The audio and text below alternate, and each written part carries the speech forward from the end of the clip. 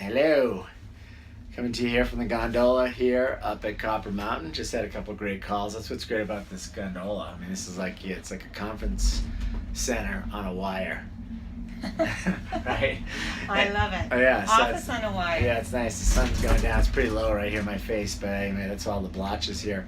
But Karen, I think you had a message of the day here you want to share with the peeps out there in Webland. I do. So sometimes we're put into situations that are uncomfortable or not flattering, and sometimes I don't want to say we put other people in that situation, but circumstances put other people in a situation that that is not so great. And really, truly, I think at the end of the day, we all put ourselves into that situation, right? And sometimes we put ourselves in a situation that maybe is not the most flattering, and we regret that.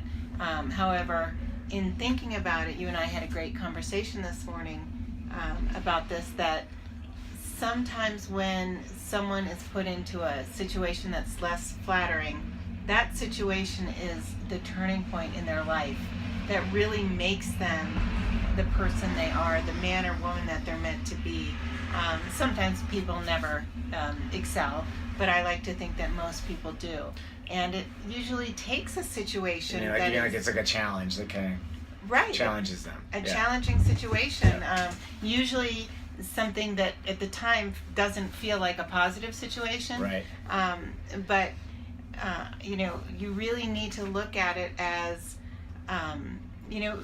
the situation arose because we know that someone was put into a situation that was probably not the most favorable for them, and I do feel badly that they were put into this situation, but I also know that if they don't experience this, that they're going to continue on the same path, which isn't getting them anywhere. So these challenges are what make us stronger. They're what make us who we are. And sometimes they're horrible, sometimes they're not as horrible. Like the person that we're talking about, this is kind of a minor thing, but it just prompted the discussion of every little thing makes us who we are. And I love this saying is, what's happening to you at this moment is the perfect thing to happen to you at this moment. And you really need to think about that. So you mean whatever's happening, it's meant to be, and that's just the way it's supposed to happen. Exactly. Yeah. Exactly. What I'm thinking about is an old adage. It's when you talk about challenging times, if you look at a coral reef, and there's two sides. One going back into the lagoon where it's really quiet and calm, and one side faces out to the rough and moving ocean.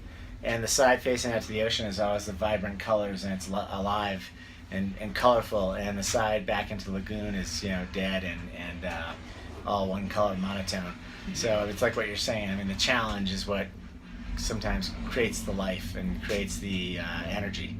That is such a beautiful analogy. Thank you. I haven't heard that. Thanks for sharing that. But a perfect analogy is that, if you sit back and continue to do the same thing over and over again, and not experience life's challenges, not make mistakes.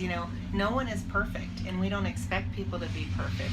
And sometimes people might do things that slight you or that aren't nice to you, and you have to look at it as that's not you, that's their challenge. Right. And that's what makes people stronger and better, because I don't think anybody ever does anything bad intentionally. Well, most don't. It's your own little ego thinking that it's about you. That's the ridiculous thing about the whole deal, right? Right. And I think the stronger you get, the more you're able to say, wow, I made a mistake. I'm going to learn from that. I'm going to grow from that. And that makes them such an amazing person. Right. So that's my message of the day. Nice. I like it. All right. Wishing you great health, abundant happiness, and outrageous love from the gondola at Copper Mountain. See you guys.